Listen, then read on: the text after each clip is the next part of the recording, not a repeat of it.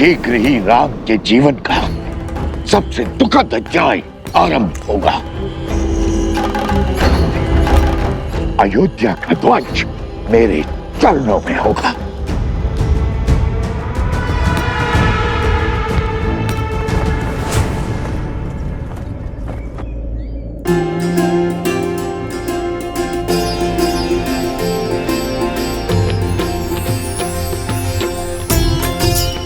ना जाने क्या होने वाला है यहाँ। क्या हो सकता है लव फिश का दूसरा उद्देश्य? हनुमान जी, इनका क्या उद्देश्य आपको तो ज्ञात ही होगा ना? सब कुछ तो ये ईश्वर जानता है या फिर उसका अंश। आदौ राम तपोवनादि गमनम हित्वा मृगम कंचनम।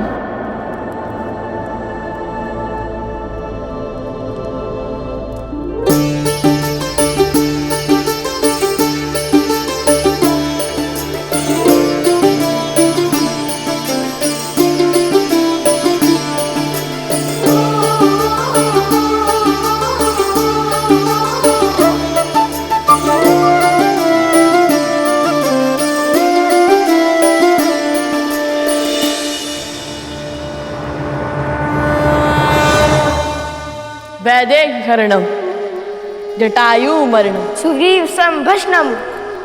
पश्चात रावण कुंभकर्ण हरणम इत्यादि रामायणम।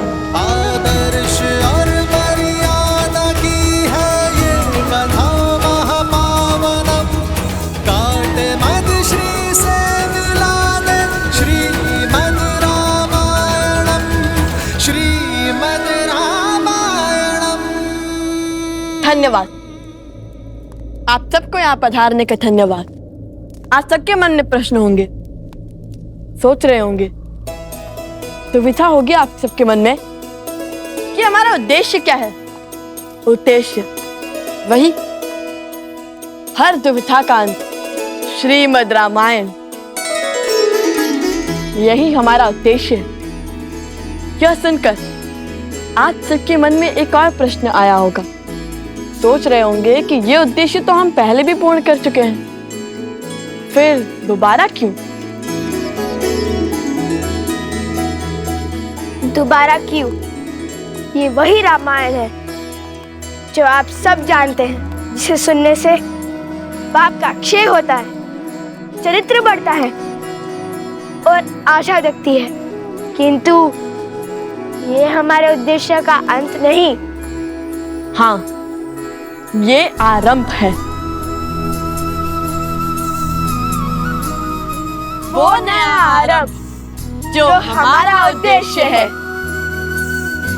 और ये आवश्यक है क्योंकि जो रामायण आपने जानी वो अधूरी है। क्योंकि श्री राम की कथा, उनका व्यक्तित्व, उनका चरित्र, उनका शौर्य, उनकी यात्रा उनके बिना अधूरी है, जिनका नाम है माता सीता।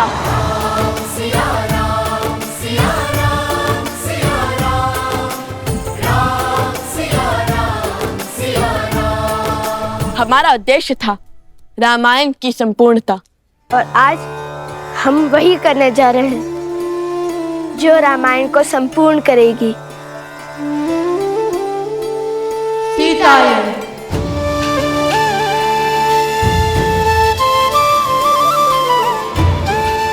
सीता, जिनके बिना संसार के पूरक श्री राम भी अपूर्ण है। सीता, जिनके बिना राम राज्य असंभव है।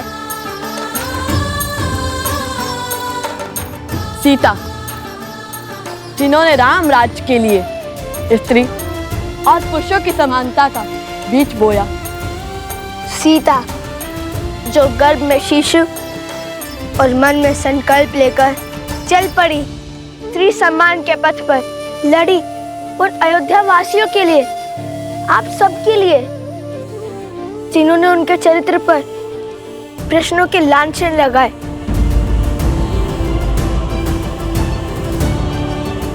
आज उन्हीं का त्याग, उन्हीं की पीड़ा, उन्हीं का शौर्य हम बताएंगे, क्योंकि उनकी कथा के बिना रामायण में न करुणा है, ना लक्ष्य ना उद्देश्य और ना जन जागरण।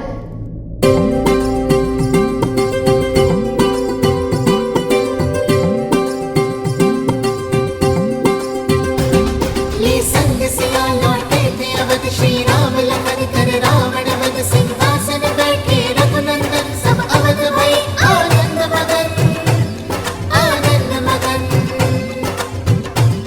पर रावण मरा न सोच मरी, अवध जनन मन होए मलन, सीता के नाम कदेता ना, बस तृप्त कहे बड़ शब्द कठिन, बड़ शब्द कठिन।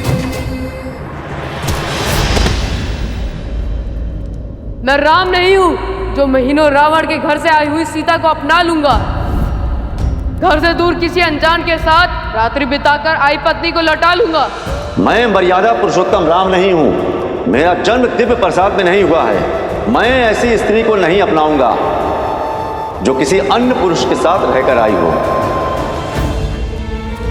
जीते जी रावण का जो दाव न जीत सका, राम सिया के संबंध को न बेच सका, मरने के बाद उसकी मलिन सोच का प्रहार सिया राम के प्रेम को न मोड़ सका। जिसके आगे हारा दशानन, भय लालच ना कर सका खेला। तिनके को बना कवच अस्तित्व का, वार पाप का जिसने झेला।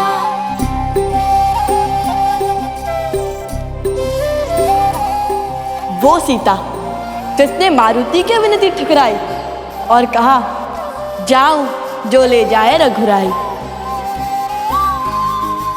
लक्ष्य था बस एक राम का मान, टूटे ना रघुकुल सम्मान।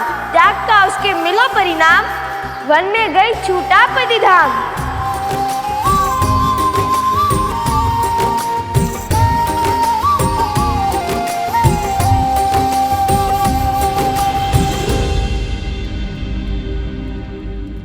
जिसकी अग्नि परीक्षा पर नतमस्तक सारे देव हुए, चरित्र पर लेके उसकी शंका अवध के सभी सिर खड़े हुए। फिर करने पूरा स्वप्न राम राज्य का, सिया राम ने सहा विहा का दंश। पर वन में ना सिया अकेली थी, घर में थे रघुनंदन अंश।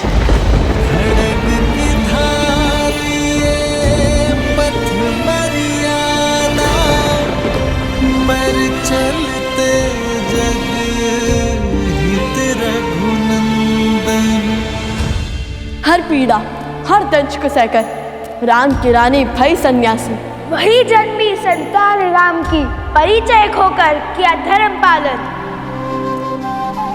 राम के अंश को राम बनाया, राम का आदर करना सिखाया। तेरा मायन का उन्हें ज्ञान पूरा किया कर काव्य महान। पुत्र रहे पिता से अनजान, जाने ना बदना जाने राम। सीता बिना कहाँ राम कथा, सीता बिना कहाँ राम कथा।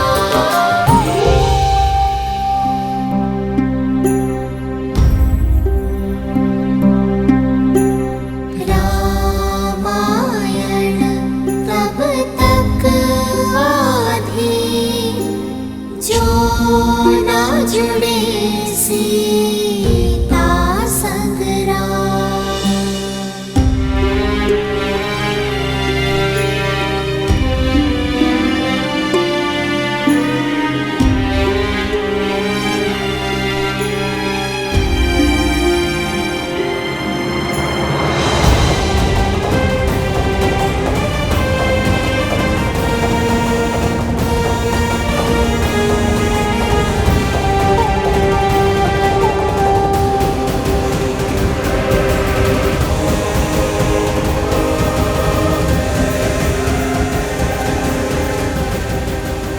मुझे क्षमा कर दीजिए महाराज, मुझे क्षमा कर दीजिए महाराज।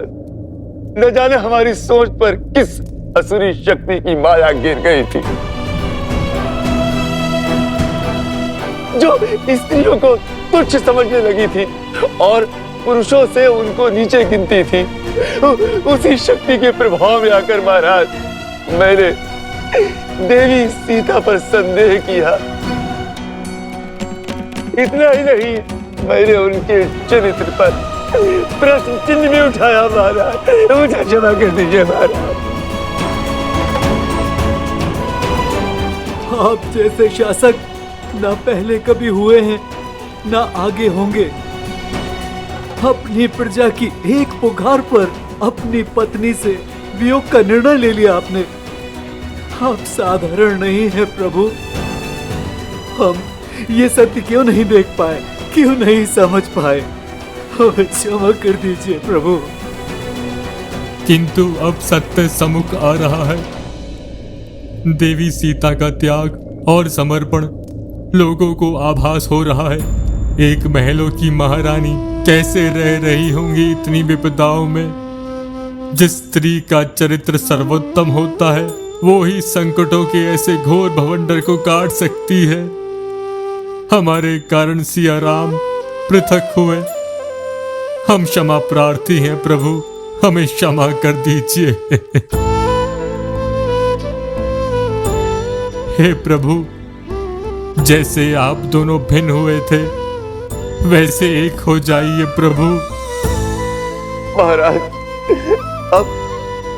अब हम आपसे विनती करते हैं कि देवी सीता को पुनः अयोध्या ले आइए। हम उनके चरणों में गिरकर उनसे क्षमा मांगना चाहते हैं महाराज। उनके चरणों में गिरकर हम उनसे क्षमा मांगना चाहते हैं। हाँ प्रभु, महारानी को पुनः अयोध्या ले आइए। सिया राम जय जय राम।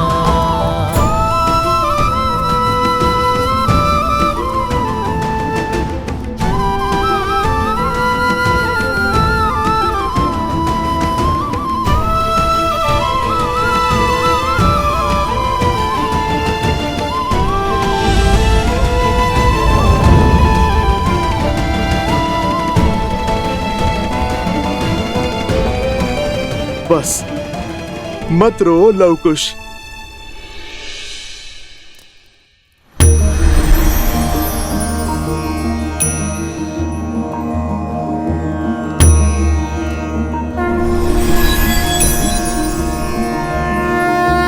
नमन भगवान।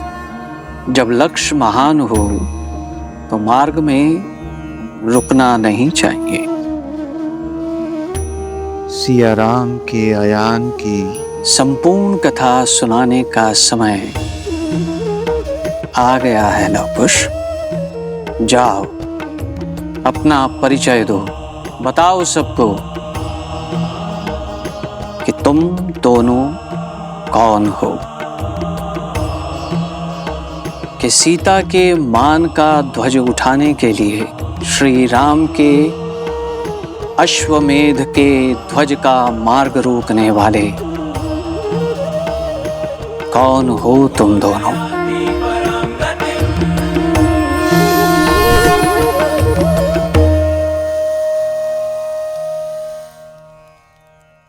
धन्य है त्रिकालदर्शी भगवान वाल्मीकि। सत्य में इससे श्रेष्ठ अवसर और कोई नहीं हो सकता था। जाओ और बता दो कि प्रभु श्री राम का सामना स्वयं उन्हीं के रक्त ने किया है। सिया राम के अंश ने किया है। अर्थात आपको सब पता था? सब कुछ?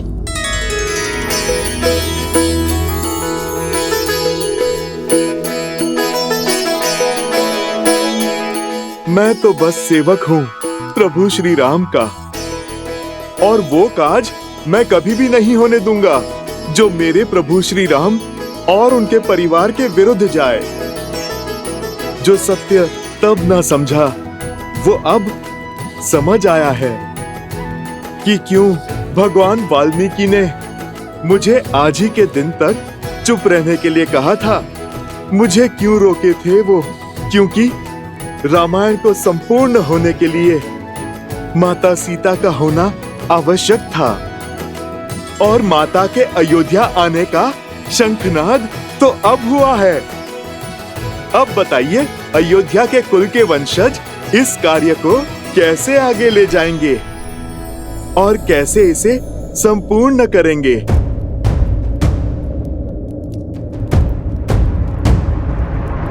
जो नदी के तट को मिलाते से तू जन्म मात पिता मिलन के हेतु रामचंद्र सिया विरह घटाने प्रकटे नव कुश रूप सुहाने।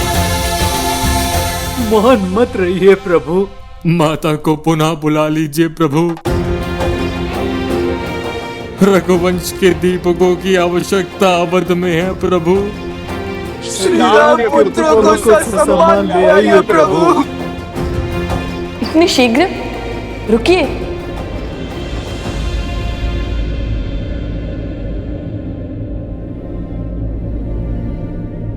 अभी सीतायन समाप्त नहीं हुआ है। उनके पुत्रों की कथा तो सुनिए।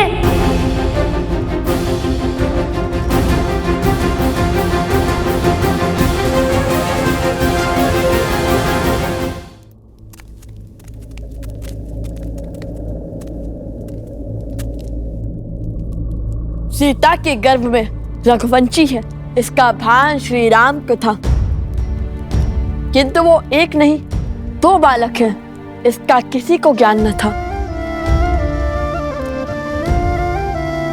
श्री राम के अंश को श्री राम पर विश्वास था। नहीं जानते थे कि पिता है उनके, पर न जाने क्यों पिता सा विश्वास था। पर जब तक उन्हें ये ज्ञान ना हुआ कि श्री राम ने माता सीता का परित्याग किया,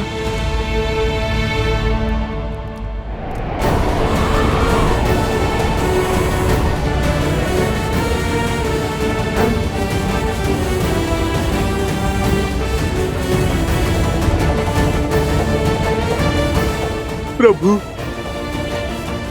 स्वयं भगवान वाल्मीकि ने ये सत्य उजागर किया है। लवकुश सिया राम के पुत्र हैं।